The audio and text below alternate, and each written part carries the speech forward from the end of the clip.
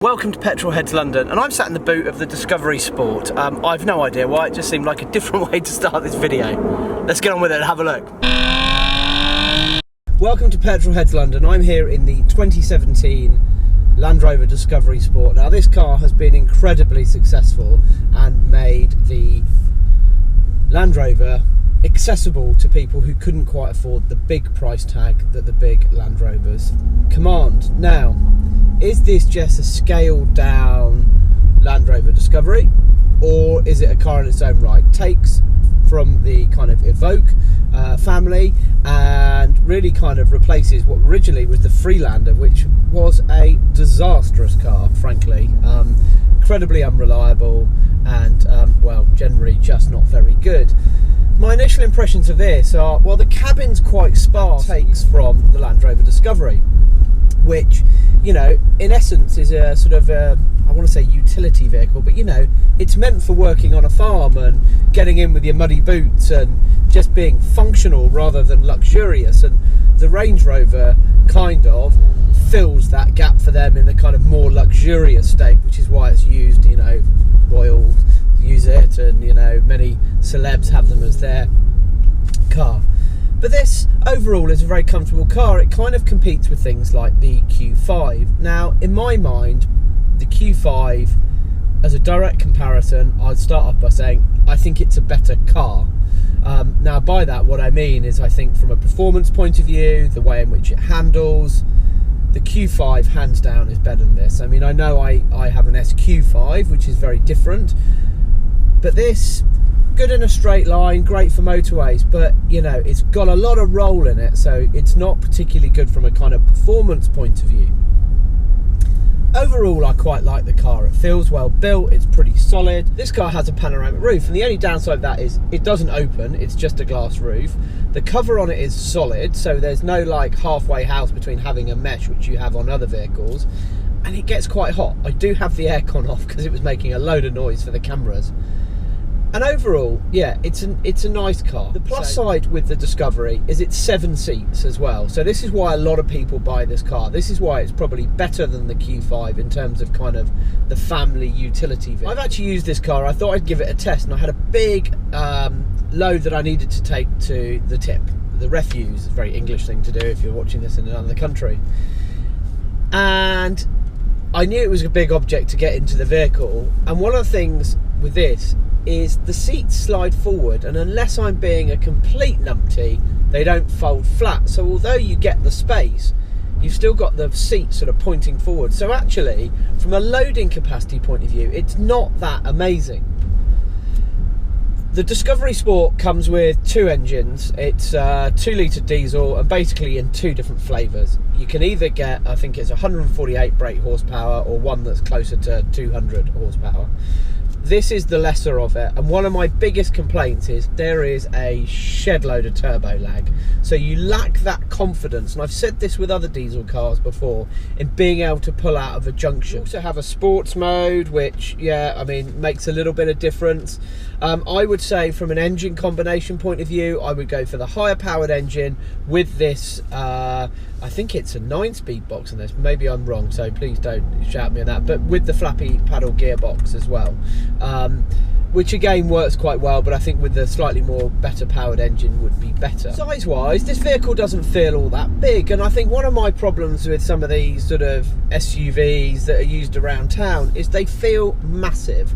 Now the F-Type feels a lot bigger than this in my mind. I've not driven them back to back, so I will, you know, I stand corrected if somebody has, but to me this just feels a bit more manageable, like the Q5 does, and I would very much liken it with that car. You'd expect that an SUV has a really nice high up driving position. The seats are super comfy, these kind of sports type seats. I think people of most sizes would fit in here. Plenty of leg room in the back as well. You don't feel like you're a million miles away from the dashboard, as you quite often do on these, and it's all like really well laid out. As I said, it's very functional in terms of the dashboard. But overall, a really nice experience, and there goes another one, but quite common. So with the smaller, well, not smaller power point, same size but less horsepower, this car does feel a bit sluggish and a little bit underpowered. This is a big car and I'm just driving it, not fully laden, just me, nothing else in it. And I think if you had 7 people in it and some luggage and all that good stuff, you'd want a bit more oomph. So for me, you kind of have to go for the bigger, the larger horsepower engine. I keep wanting to say bigger engine, but that's not what it is. So overall though, you know, it's a pretty smooth ride. This one has 19-inch alloys on it. I think the standards are 18. So I think the bigger the wheels get, the harsher the ride gets, and I've been told that when you go for the really big ones that the ride degrades quite considerably. However, I think they look a damn sight nicer with these on. Visibility's not too bad. At the front's great. The back, not so much. You've got massive A-pillars at the back. I'm trying to look for them here, which creates some, for me, quite big blind spots. I mean, you've got rear view mirrors here that are the side mirrors that are the size of dustbin lids, which is great, but back there kind of almost looks like you're looking through a convex lens, and to me it's just not you don't feel as confident around what you see around. But that's probably minor, and you can get aids on this that help you with blind spot monitoring and stuff like that. This one's quite a basic model that I've got and doesn't have that. But yeah, overall, a nice looking piece of kit, I think. I think it's quite an attractive looking vehicle, the Discovery.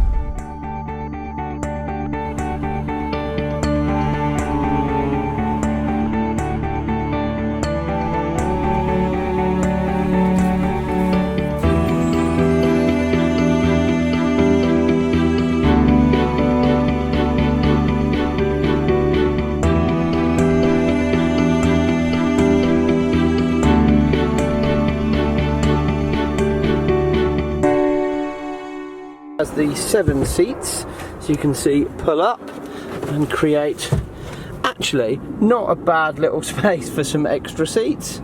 However, I do think you're then left with not a lot of boot.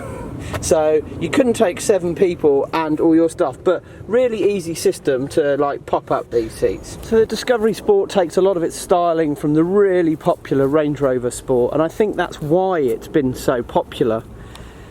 I think it's a good looking car. I think it lets itself down slightly on the drive though. I think if you look at something like the Range Rover Sport, it's a real luxurious car.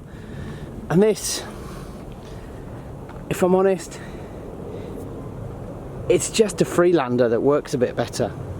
One thing that's worth noting that I didn't bring up in the review while I was on the road is I have driven the previous version with the old engine. And this new engine is a remarkable difference. It feels far less agricultural, way smoother, and actually, despite my misgivings about it, it is a really nice power plant. But you would have to have that larger brake horsepower with the flappy paddle gearbox would give you the right combo. I think inside it feels a bit bland. You don't really get the luxury of sort of like most of the SUVs on the market, and I get what they're doing. This is where they came from, you know, it's supposed to be a working vehicle, and that's what the Discovery is. But if you think of the market they're going for, yes, they've made Range Rover more accessible. I'm unsure about this. For me, the ride is good, but this wallowing round corners just isn't good enough. It makes an accessible price. It's more accessible than a Range Rover Sport, but the Range Rover Sport is a totally different car on a totally different league. The thing it has over its competitors is it is a true 7-seater, which the others aren't, unless you go into like Q7 territory. So for me, overall, it's a difficult one to give you a thumbs up or a thumbs down. I like it, it's just not what I would buy. It performs well with the bigger engine.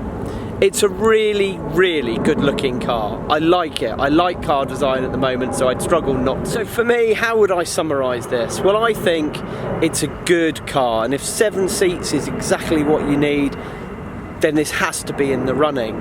If you want something else more around town, I think you'd be crazy not to look at the Audis. I think they're probably a better proposition. Anyway, hope you found this little review useful. Thank you for watching Petrolheads London. Please remember to like and subscribe. Cheers.